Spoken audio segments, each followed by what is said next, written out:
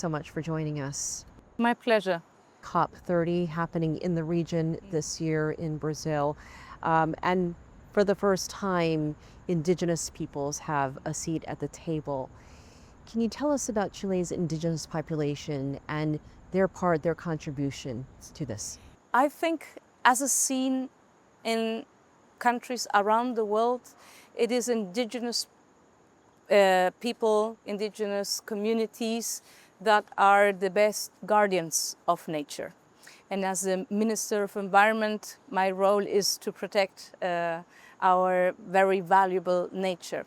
And hence, they play a very important part in how we protect nature, how we do that through the declaration of protected areas, for example, but also through the management of those. Once you have declared them, okay, this is part of the territory that's very valuable, we're going to protect it, it needs to be managed as well. And in that management, the governance through the work with indigenous people is very critical for us.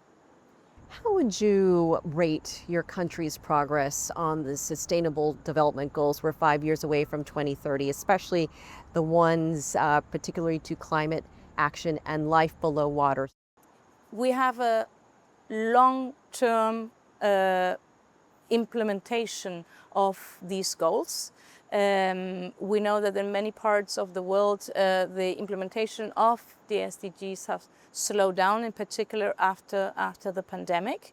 But in the case of Chile, we have, I would say, have had a good work. We have laws, we have the institution in the country so that we can take good care of our nature, and we have embedded these in our national policies.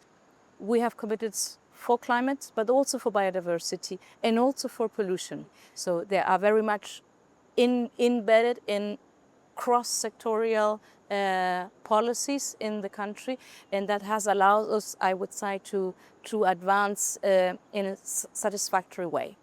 Your country is very rich in natural resources. How do you balance, policies that are helpful for people in terms of development, while at the same time preserving the natural resources? Let me give you two examples where we have managed to incorporate environmental goals in industrial development. Chile has lithium, very important critical mineral for electromobility, right, for the green energy transition. That lithium, in the case of Chile, exists in wetlands, high altitude wetlands in the Andes, salares. And these places are very unique, very rich in biodiversity, very rich in a biodiversity that we don't even know, microscopic biodiversity. So there you have a real challenge, right? A trade-off, like what do I do? Do I exploit these wetlands for lithium, or do I protect them?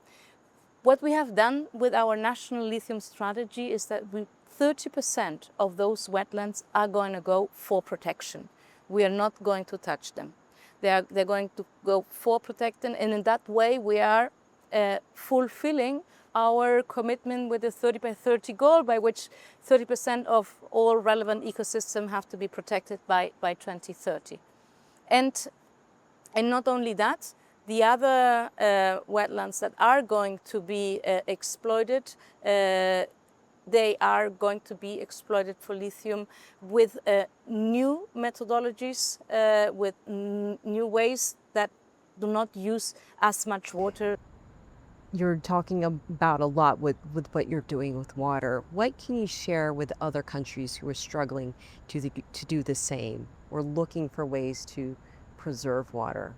I would say that coming to places like the UN, where we understand that the complex problems of the world need to be addressed in a multilateral way, that has many implications, and one of them is sharing experiences and cooperation. So this is also part of the agenda and the reasons why we're here, why we're sharing, and why I also would like to thank, in fact, to give me the opportunity to share this good news with you.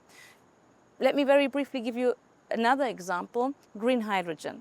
Chile is also very interested in developing green hydrogen as a solution for climate change. Some places where we would like to develop that new industry is also home for many migratory birds. And we have managed to organize that industry in a way that we can avoid or give some safe places for birds. And those, I think, examples that are important to share, that we can show that addressing climate change is very important for the planet, it is important for the people, and it should not, and it can actually go hand in hand with protection of biodiversity. It should not be a trade-off. Minister Rojas, thank you so much for joining us. My pleasure.